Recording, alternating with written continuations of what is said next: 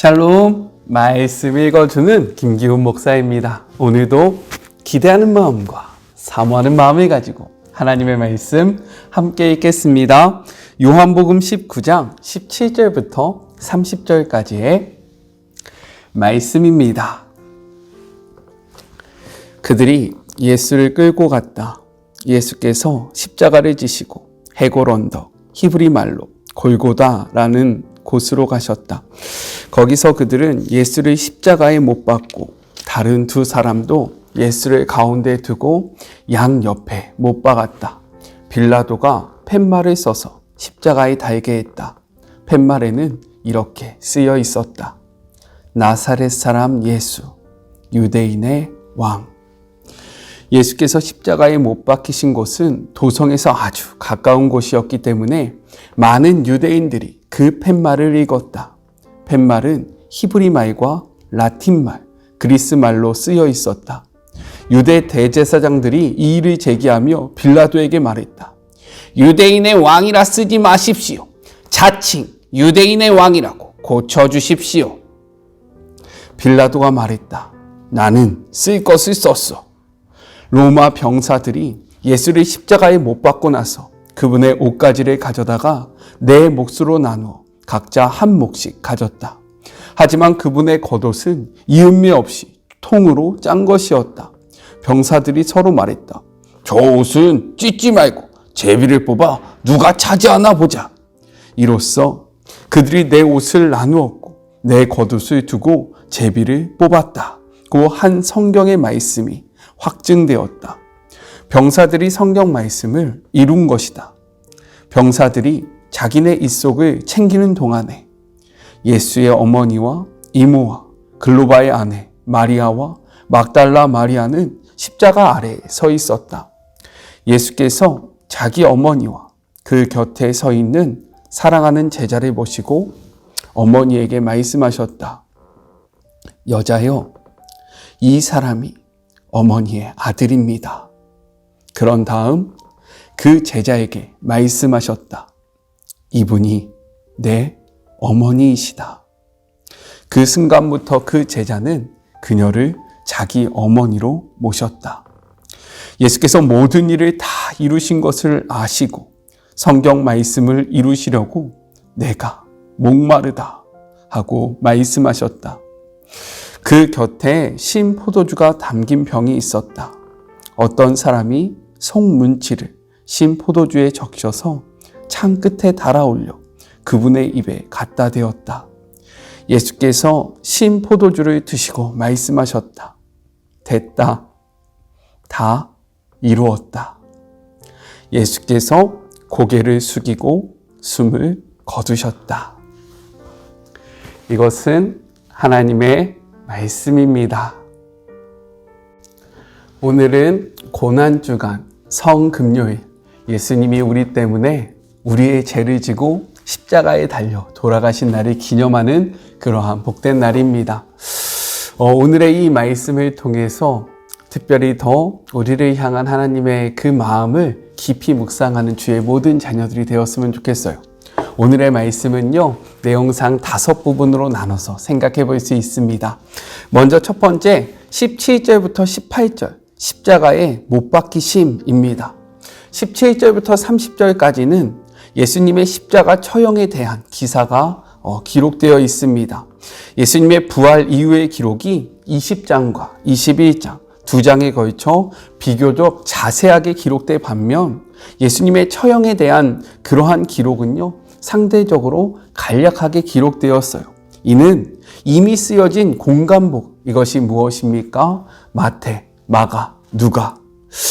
이 공간복음에 비교적 자세하게 기록되어 있기 때문이다 라고 우리가 생각할 수 있으며, 여기에서 더 나아가 요한은 예수님의 신문 과정과 부활 이후의 사역을 통해 예수님이 만왕의 왕이시며 하나님의 아들 되심을 부각시키기 위해서 이러한 분량을 조절했다라고 생각해 볼 수 있는 것입니다. 먼저 이 첫 번째 그러한 부분에서 우리가 주목해야 하는 표현은요, 두 가지입니다. 먼저는 그들이라는 표현이에요. 17절과 18절에서 예수님의 십자가에 못 박은 사람들을 그들이라고 표현합니다. 요한은 16절에서 빌라도가 예수님을 넘겨준 유대인들을 그들이라는 단어로 표현했어요.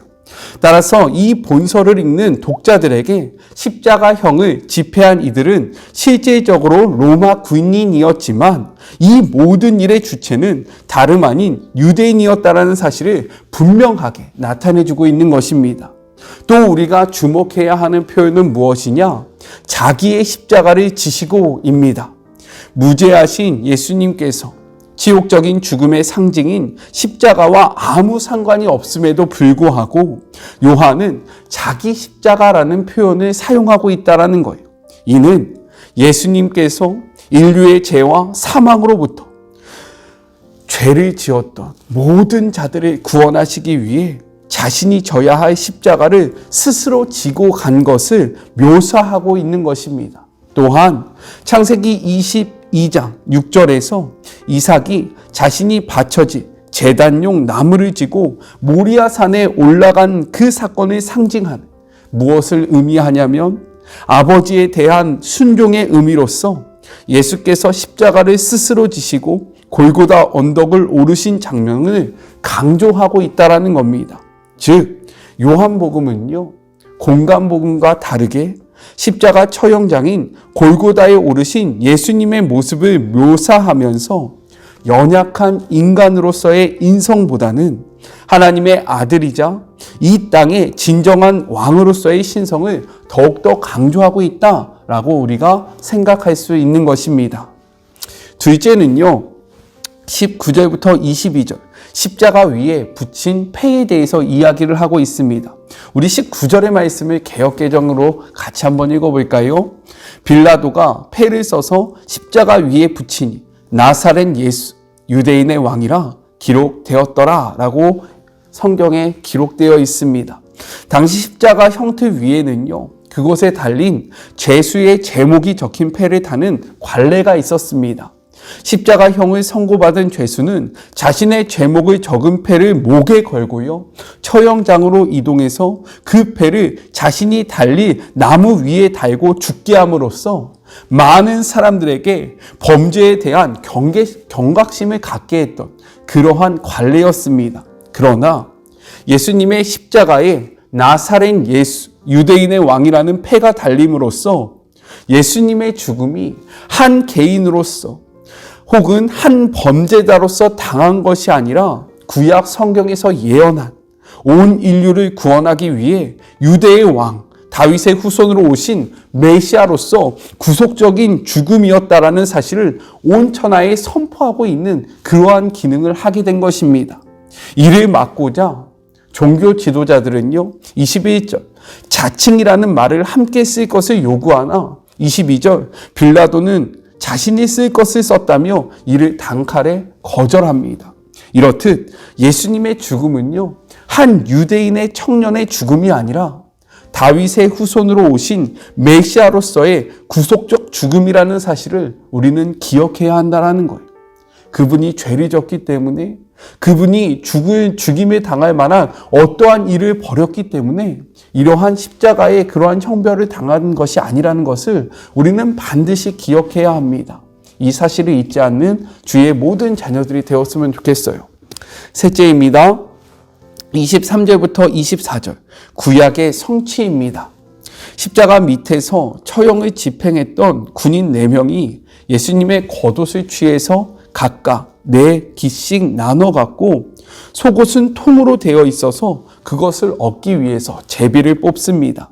사실 이 장면은요, 십자가 처형이나 사건 진행과 직접적인 관련이 없음에도 불구하고 모든 복음서에 기록된 유일한 내용입니다. 왜냐하면 군인들의 이러한 행위는요, 구약 성경 10편, 22편, 18편에 그 말씀의 성취였기 때문인 거예요. 우리 같이 한번 읽어볼까요? 내 겉옷을 나누며 속옷을 제비 뽑나이다. 이는 예수님께서 구약에서 약속한 메시아이며 그분의 십자가는 죄 때문에가 아니라 하나님의 오래된 구원 계획의 성취라는 그 사실을 알려주기 위해서 모든 복음서가 빠짐없이 이 사실을 기록하고 있다는 것을 우리는 알아야 합니다. 기억하세요. 예수님은요, 힘이 없어서, 능력이 없어서, 권세가 없어서 십자가에 달려 돌아가신 것이 아니라 온 인류를 구원하기 위한 하나님의 뜻을 이루고자 스스로 순종함으로 그 십자가의 여정을 걸어가신 것입니다. 이를 분명히 가슴에 새기는 우리 모두가 되었으면 좋겠습니다. 넷째, 25절부터 27절 십자가로 형성된 새로운 가족에 대해서 이야기를 하고 있어요. 25절의 말씀을 같이 한번 읽어볼까요? 예수의 십자가 곁에는 그 어머니와 이모와 글로바의 아내 마리아와 막달라 마리아가 섰는지라 라고 기록합니다. 이는 십자가 사건의 증인들을 소개하는 역할을 한다라는 거예요. 예수님을 버리고 도망갔던 다른 제자들과 달리 사랑하는 제자와 여인들은요, 예수님의 끝을 직접 목격했습니다.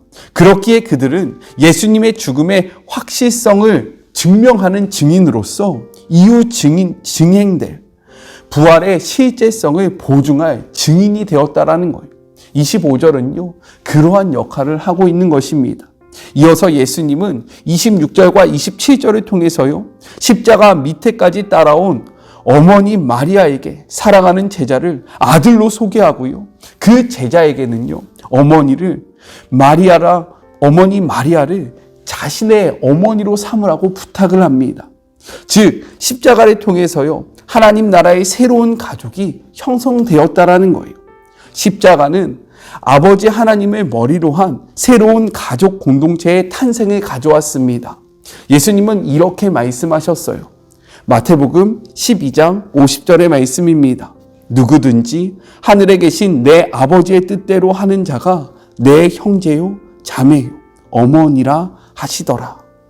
하늘에 계신 아버지의 뜻대로 행하여 주님 안에서 한 형제요, 자매가 되는 축복을 온전히 누리는 우리 모두가 되었으면 좋겠습니다. 그래서 교회에서요, 우리가 남자를 형제라고 부르고 여자를 자매라고 부르고 우리가 한 가족이라 이야기하는 것입니다. 그렇기에 여러분은요, 저의 형제이고요, 저의 자매가 되는 거예요. 또한 이 영상을 보는 모든 자녀들은 한 가족이 되는 것입니다. 예수님이 우리를 한 가족으로 묶어주신 거예요. 왜 한 가족인지 이해가 되십니까? 마지막 다섯째, 28절부터 30절 다 이루었다 입니다. 예수님이 목마르다라고 말씀하시자 사람들이 신 포도주를 스폰지에 적셔 우슬초 갈대에 꽂아 예수님의 입에 대어줍니다. 여기서 특별히 우슬초다라는 이러한 단어가 사용되어졌는데, 우슬초는요, 이스라엘 백성들이 애굽을 탈출할 때 장자의 죽음의 재앙을 피하기 위해 자신의 집 문지방에 양의 피를 바르게 하기 위해서 사용되었던 것으로 예수님의 죽음이 유월절 어린 양의 죽음과 같음을 보여주고 있는 그러한 표현입니다. 우리 30절의 말씀도 같이 한번 읽어볼까요?